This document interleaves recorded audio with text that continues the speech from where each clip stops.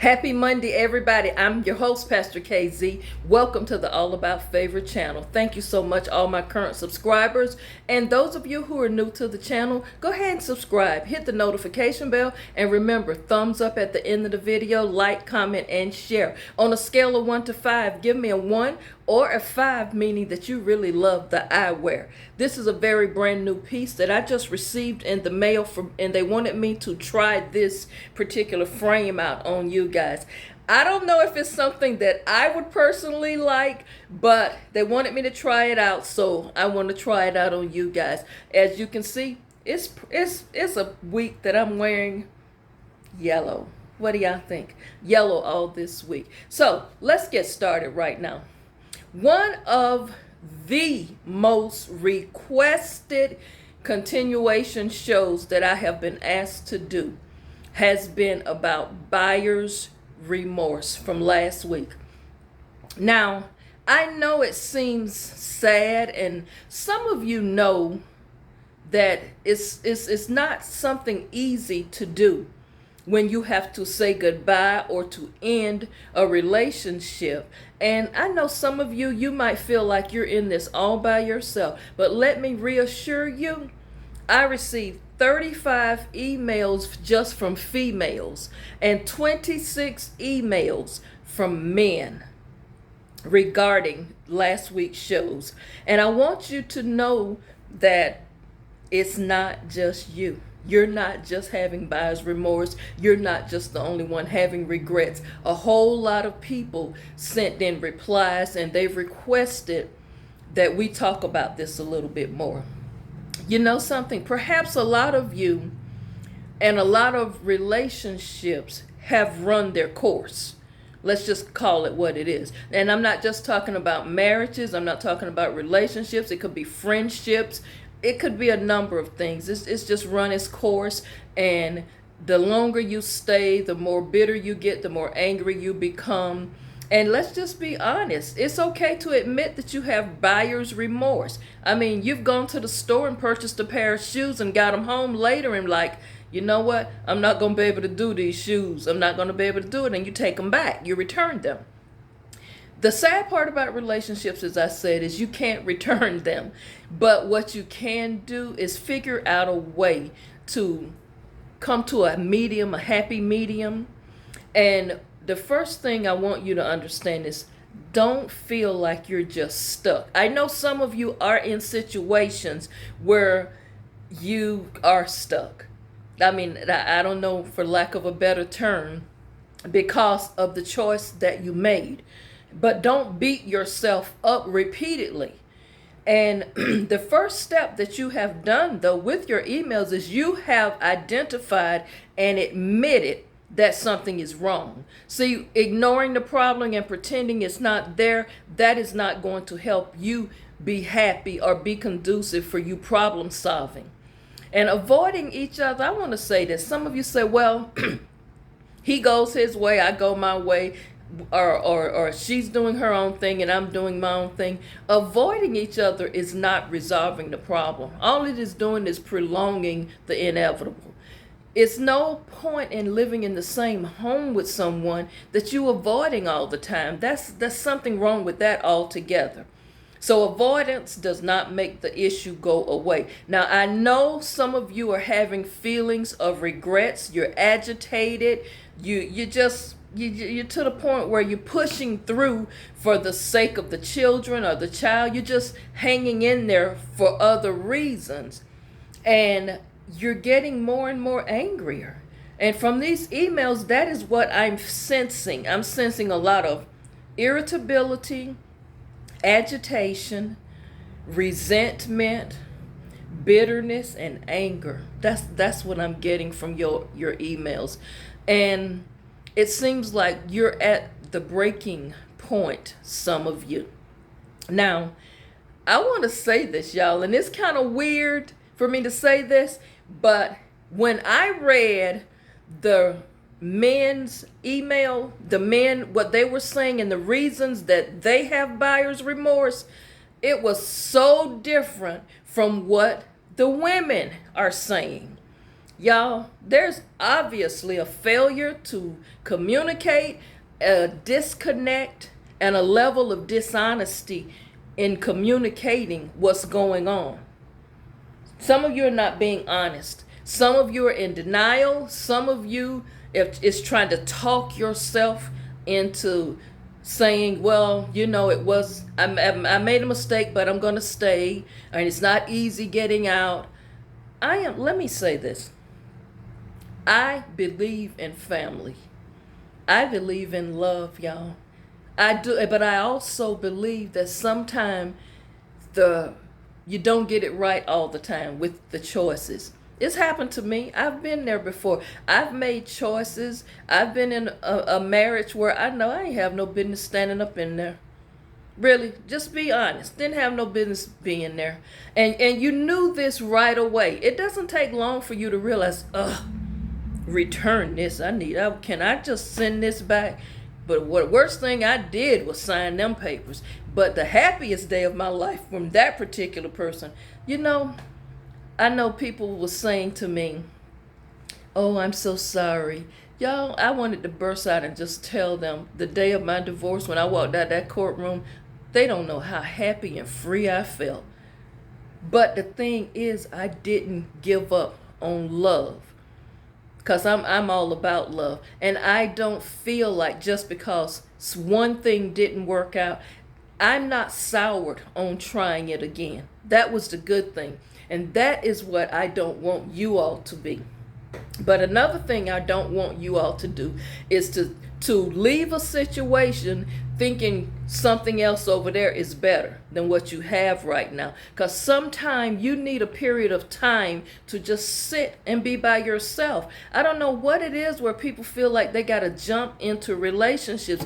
You got to get time to heal. You got to get time to get that person out of your system. You got to work on things with yourself, because now you're learning something each new day about you that maybe you didn't know before. I did a video a couple of months ago, and I forgot the title of it, but in that video, the lady was saying in the song, I Miss Me More, where she had changed her whole life around to please a man, and she lost herself. Some people have done that. Now, but ladies, I'm going to say this to you. This is going to be a very difficult week for you to hear, because this week, I'm going to focus a lot on things that the men are saying. And as I said, I have more male subscribers, actually, than women. So I have to do them justice by sharing some things. And some of the things, I'm going to just tell you some of the things they said. And I'll probably read one of their letters later in the week. Listen at this, y'all. Some of the things the men have said in the emails. The number one thing men have said is, Pastor KZ, women are ungrateful. They don't appreciate things we do. They don't appreciate little things we do. They complain about everything you do. The number two thing they got in these emails, they're saying, women treat us like we're their sons, like we're their boys, like we can't think for ourselves. Women don't respect us as the man of the house. They want to tell us what to do. You know what? I can make a comment on that right there. And I'm going to do it, boys. You know what? The reason some of your wives and girlfriends treat you like you are boys is because that's what you act like. You sit up there on that sofa and you playing video games all day long. Go get a job. How about paying all the bills for a change? How about making sure the light bulbs are changed? How about occasionally taking my car to get it serviced without me having to ask? I'm just throwing this out there, men. Don't think it's going to be easy for you, because for as much as you putting it out here on these women, I'm telling you some of the things that a woman will say to you. They are treating you like a boy is because some of you act like boys. Some of you don't take initiative. You're unmotivated. You sit around and you think, some of you that have jobs, you think just because you bring the money home and pay the bills, that's all you got to do. You don't spend time with the children. You don't spend time doing things around the house. You're doing basically nothing but going to work and bringing the money home. And here's what the men are saying. Well, that should be enough. At least I'm providing. There's so many dudes out there that don't provide. A woman needs more than that. Y'all got children together. Help with the kids. You're not there running them to the dentist, taking them to the eye doctor, taking them back and forth to school. Some of you guys are not doing those things. Well, Pastor KZ, I have to go to work. I'm at work most of the time when the kids are still asleep. It's always going to be a back and forth with you guys. Another thing the men are saying, other than that women are ungrateful, is the fact, and number two, they're saying you treat them like they're children. The third thing they're saying, women don't respect us. They don't respect us, and they don't know how to submit to us. Boy, I'm going to do a whole show about that. Because I need to break down submission. Because, see, some of you got the wrong idea of submitting. Some of you think women's supposed to be under your feet and you walk over them, you tell them what to do, you're in charge, you're controlling. That's not what we're talking about. We're going to break down submission one day. But that's the third thing the men are saying. The fourth thing, ladies, that they're saying, women expectations are too high. They have unrealistic expectations. They want us to be like somebody else's man instead of accepting us for who we are. That's number 4.